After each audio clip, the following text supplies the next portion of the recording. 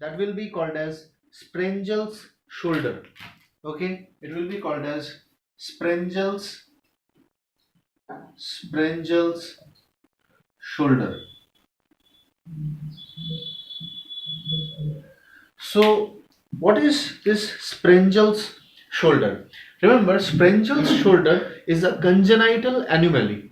Okay, it's a congenital anomaly where you will see a high and rotated scapula is present in connection to the cervical spine by a bony bar. Okay, a fibrous band. Okay, a bony bar or a fibrous band. That means in this patient, one scapula you will see is a little bit down, one scapula you will see a little bit up.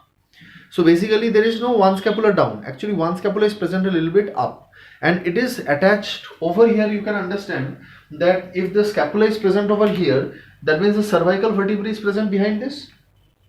Yes. Now this scapula, this is located high.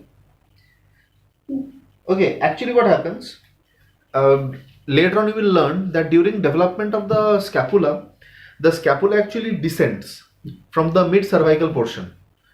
Now this congenital anomaly is related to abnormal descent of the scapula from the mid cervical region. So from the mid cervical region we are expecting that it is going to descend down, but that descent doesn't take place, so it remains high and it is small and it is rotated, and it creates a connection, it maintains a connection to the cervical spine by a bony bar. Okay, so this condition is called as Sprengel's shoulder. Then in Sprengel's shoulder, what do we see basically? Any idea? In Sprengel's shoulder, what do we see? You can remember that Sprengel's shoulder is presented by a high, small rotated scapula with connection to the cervical spine by a bony bar or a fibrous band.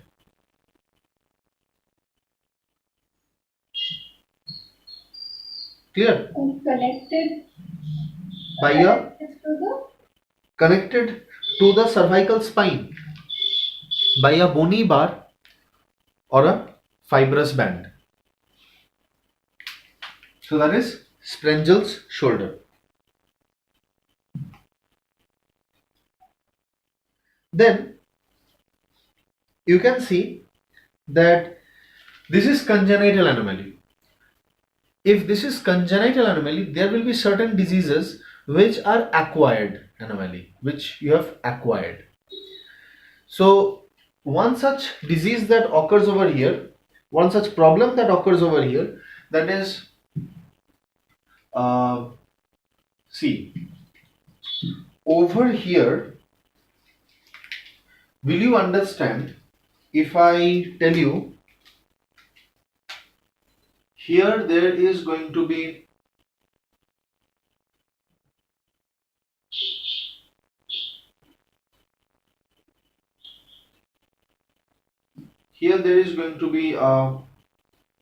what do you say, those acromion process? Acromion. Everybody getting this? Yes. And it is going to form a capsule over here. Okay, acromioclavicular joint ligament will be present over here. Now, and in relation to that, over here your humerus is actually present associated with this. The humerus is actually present associated with this, isn't it? If I draw it in more detailed picture. Now, in some individuals, fortunately or unfortunately, you will see that there is a bony spur. Spur means it is a prominence. There is a bony prominence which ejects out, or which emerges out from here. It projects out from here. Okay, so over here, primarily you can see that this is called as a spur. S-P-U-R. So this is from the tip of the acromion. Yes. So what happens over here, that because of this spur, whenever this person is going to raise the limb, the person will feel pain about it. Okay. So another thing is, in case of say if I talk about really this acromial spur, what it is going Voice and visual is not proper. how do we identify? First of all, if this is the patient's arm present like this, so first of all we flex the arm and then we ask the person to rotate it like this. Okay, so over here if you remember that there is the rotator cuff muscles present. So yes, so whenever your arm is present like this and then you do and flex like this and then you're going to rotate like this. Okay, you flex it and then you rotate it. So first of all I lift my arm, okay, and then I rotate. So do you realize what is happening to the humerus? So humerus is present like this. What you do is first you do like this. Okay, consider this to be the humerus. So your humerus is like this. After that, when you are supposed to rotate it, so what is happening? Your humerus is becoming like this. Humerus was present in this manner. It became like that. Then it is rotating like this. Now whenever it is rotating like this, then if this subacromial space will be reduced because of the spur, then don't you think that there is going to be impingement of the rotator cuff? So this is a yes, so this is a test by which we can find out. This is a test which is called as Hawkins impingement test. Okay, or Hawkins. Yes, it is called as Hawkins. Okay, I'll write it over here. Hawkins or Hawkins Kennedy test, or simply you can remember Hawkins impingement test. Okay, Hawkins impingement test. And then simple funda, we go for a X-ray. And when you go for a X-ray, you will see that there is a acromial spur present. And if you see the acromial spur, now I think the entire thing will be clear to you. So in Hawkins impingement test, what do we do? Impingement pain is reproduced when the shoulder is internally rotated. Okay, shoulder is internally rotated with 90 degree of forward flexion. Okay, thereby locating the, so what will happen whenever you flex it and then you become like this. So if you are doing like this, so there is a forward flexion taking place plus internal rotation is taking place. So if you imagine the anatomy of the humerus, then what is happening? This is rotating and coming up forward. So what is happening? What was this thing present over here? The greater tubercle? I mean the greater tuberosity? So this greater tuberosity is going to be underneath the acromion process. So that means this space between over here, this space, if it is less, then there is going to be pain, impingement. Right. So this is how we identify. This is what is called as Hawkins impingement test. Okay. Yes, sir. So this is one more condition. Another condition is, I'll write over here, that is rotator cuff. Rotator, you remember SITS? Yes, the 6. Yes. Except for supraspinatus. Rotator cuff tendonitis.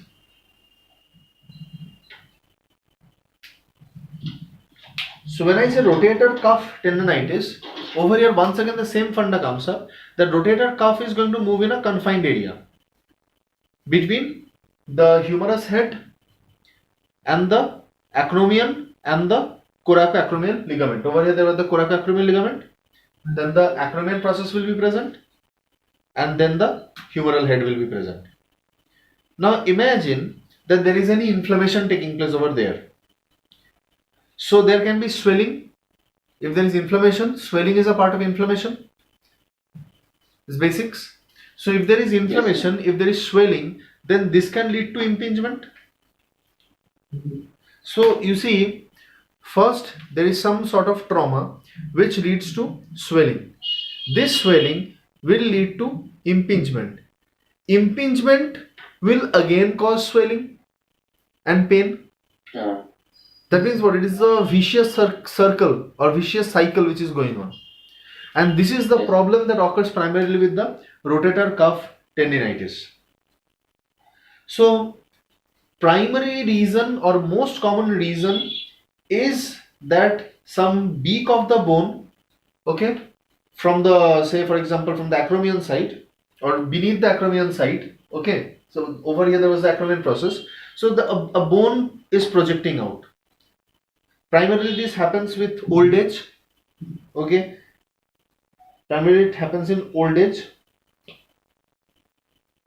and of course the patient will have, but definitely this is not frozen shoulder. Frozen shoulder I'm going to discuss, but over here first remember that with growing age there can be a beak like structure which can come up beneath the acromion, and the patient will have a great difficulty in movement. Okay, so this is the inflammation of the tendons of the rotator cuff muscles. Primarily you will see that in the supraspinatus tendon, okay, supraspinatus, you remember over there? Yes, sir. Over there, that side, supraspinatus tendon will be present, and if there is a beak present subacromially, then there during the movement, do you realize that the tendon of the supraspinatus will get caught in that area? Yes. Yes, sir. Yes. So the person cannot lift the arm. Okay, the person cannot lift the arm. But if you are helping the person and you bypass the impingement area, you remember supraspinatus, how it moves? I told you the angulations. So if you can help the person in that little bit of movement, and you are you are going past the impingement area, after that the person can move the hand pain free. So this beak-like structure is an extension of the acromion. It comes out from beneath the acromion area, acromion process with age, with growing age. Okay, so this leads to the condition rotator cuff tendonitis. So over here, what do we do is we mostly treat it by injecting steroid. Why steroid? That you are going to learn in the pharmacology classes. So we will inject steroid in the inflamed area for the time being. As a basics in your intermediate or entrance exam, you have learned that corticosteroids, they are correct, anti-inflammatory. So we inject them these steroids, and we can go for a removal of that beak. Okay, if we go for removal of that beak, whatever is causing the problem. So if there is a subacromial impingement present, so what do? We are first trying to go for a non-operative treatment by providing them injection. So, and if we see that it persists, the symptom persists beyond 6 months, then we go for a surgery. Okay, before that we go for the process of injection over here. And whenever you do surgery, the main target is you decompress. There is a high compression present over there, you decompress. Now over here the cause is the beak, so you remove that beak and then there will be decompression. Okay, then another thing that I will tell you, everybody understood this? Rotator cuff tear, this is occurring with old age. Why? Because rotator cuff, remember, it has got a poor blood supply. So if rotator cuff has got a poor blood supply over here, over here, this area rotator cuff is present, isn't it? Yes. Like over here, there was present the rotator cuff. So it has got a poor blood supply over here, and hence this is subjective to degeneration, okay, or degenerative changes, and gradually the rotator cuff gradually keeps getting weakened as the person keeps growing older and older and older, since blood supply is less. Hence, there is weakening of the rotator cuff muscle. So this is not a disease really, it is basically a degenerative changes. So this portion, it undergoes a degenerative changes and it weakens with age. And that indicates that if there will be any tear, that is going to take place primarily in the old age. And already blood supply is poor. Now in old age, if we are going for if there is degenerative changes at that time, repair chances are also less. So for old people, this becomes a problem, and gradually, again the same thing. The tear starts from the supraspinatus level. Okay, you remember over here, where is the supraspinatus? This is the supraspinatus. No, that is the terrace This one, this one, this one, this one. in front. Right one is left one is trapezius. This one, this one. That one is supine. Yes, this is what I'm trying to talk about. So this supraspinatus which is present, tear begins over here. Primarily, it will begin in the anterolateral. Okay, it will begin in the anterolateral edge of supraspinatus, and then progresses posteriorly, and gradually it involves the infraspinatus, teres minor tendons. Okay, that means you understand that the greater tuberosity, that goes bare, isn't it? The tear is taking place on that surface. So the greater tuberosity, it gets a bare surface over here. And over here, since we are discussing this, you can remember that it is classified as small, intermediate and large. So there is small, intermediate and large. So when do we consider small, when do we consider intermediate, when do we consider large? If it is, remember, less than 1 centimeter, then it is small. If it is between 2 to 4 centimeter, then it is intermediate. And imagine if it is more than 5 centimeter. Easy to remember, no? 1, then 2 to 4, then 5. So how much tear has taken place? That matters. So if the tear is less than 1 centimeter, it is small. If the tear is 2 to 4 centimeter, it is intermediate. If the tear is more than 5 centimeter, then it is large. So over here, how do we treat these types of situations? Once again, see, basic treatment for any of these cases, I have already said, that is decompression. Basic treatment is decompression. Where there is a compression created, you are first supposed to call decompression. Now that depends. Either you want to go for a arthroscopic. Arthros means joint, scope, I said scope means to see. So either you can go by passing nozzles and observing through that and do the surgery, so that's arthroscopic, or you can go for an open repair. Open repair means just chop it, open it, see it by your beautiful eyes, and then you cause decompression. Subacromial decompression for these.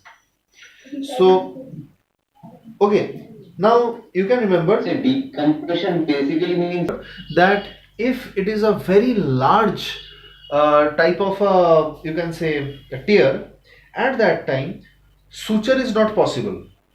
So what do we do at that time? We go for either tendon transfer, or we can go for a reverse joint replacement. Now what is a reverse joint replacement, you know? Reverse joint replacement means what do we see? This is going to be your, say this is your scapula, glenoid cavity if we portion. move it to the right So suppose or to more.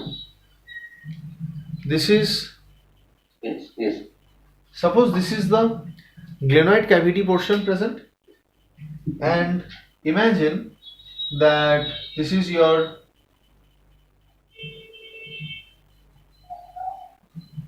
This is your humerus present. Now, what I am trying to say, one side it is present in this manner, another side it is present in this manner, and they can be fitting to each other like this. Can I say that the portion which was like this, now that becomes like this and this becomes like that? Then also the same thing can happen. Yeah. This was moving like this, now also this will move like this. Yes, sir. So don't you think that we have performed a reverse polarity? That means this, it was the original situation. Current situation, what you have done, okay, this was the original situation. Current situation, what I have done is, I have placed a cut over here and I have placed some hemispherical structure like this. And I have suppose cut this portion, and okay, I have cut this portion and I have created a structure like this.